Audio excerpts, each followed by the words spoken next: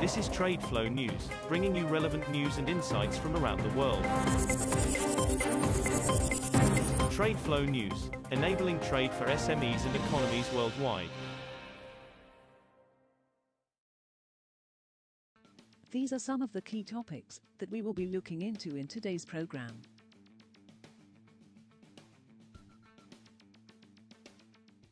First, let's take a look at the overnight headlines which are impacting the commodity markets.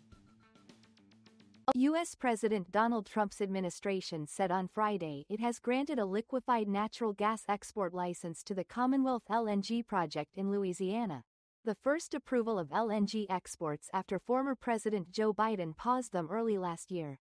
Energy Secretary Chris Wright, whose agency is responsible for approving the shipments, said exporting U.S. LNG strengthens the U.S. economy and supports American jobs while bolstering energy security around the world.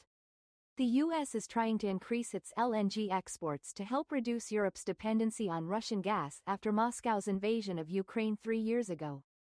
Oil prices settled down on Friday on prospects for a peace deal between Russia and Ukraine that could ease global supply disruptions by ending sanctions against Moscow, but losses were limited by a delay in U.S. immediate reciprocal tariffs. Brent futures settled down 28 cents, or 0.37%, at $74.74 a barrel. U.S. West Texas Intermediate, WTI, crude fell 55 cents, or 0.77%, to $70.74. President Donald Trump ordered U.S. officials this week to begin talks on ending the war in Ukraine after Russian President Vladimir Putin and Ukrainian President Volodymyr Zelensky expressed a desire for peace in separate phone calls with him. Moving on to the top news in the energy sector. Global electricity demand is expected to grow by 4% or more than the total consumption of Japan each year through 2027, but the expansion of low-emissions energy sources should help offset the trend, the IEA said in a report on Friday. Emerging and developing economies are expected to account for 85% of global demand growth, with China forecast to make up more than half of the gains with a 6% growth rate year-on-year to 2027, the IEA report said. China's power demand has grown faster than its economy since 2020, spurred by a power-hungry industrial sector and the rapid expansion of electricity-intensive manufacturing of solar panels, batteries, EVs and associated materials, the report said. India will be a bright spot for petrochemical demand in 2025 even as global consumption lags supply, amid rising demand for electric vehicle parts, solar panels and household appliances, industry executives said on the sidelines of India Energy Week conference. We are seeing good local demand in the sectors like propylene where our company operates, Bharat Petroleum's director of refineries Sanjay Khanna said. Indian Oil Chairman A.S. Sani said demand is expected to remain resilient this year. Petrochemicals are used in key building blocks for a variety of goods such as plastics, paints, and pharmaceuticals.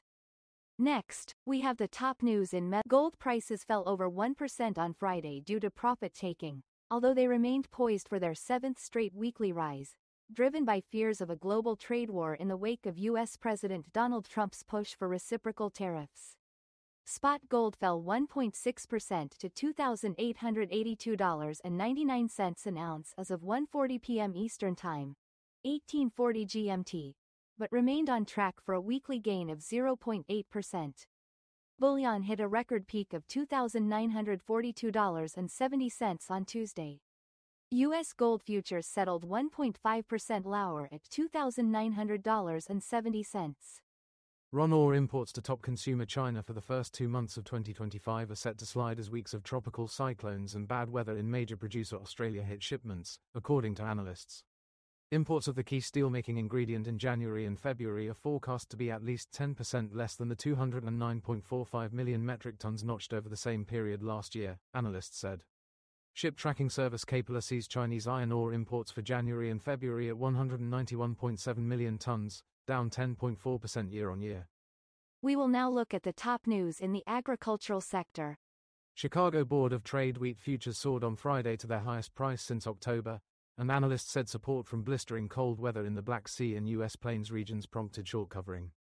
Corn and soy futures also ticked up as traders monitored parched weather in Argentina, a major producer of both crops. Grain and soy futures were broadly supported by an easing dollar and investor relief that U.S. President Donald Trump did not immediately impose reciprocal tariffs globally, analysts said. That is all for today's news on commodity markets. Stay tuned to TradeFlow News as we continue to provide you with more updates.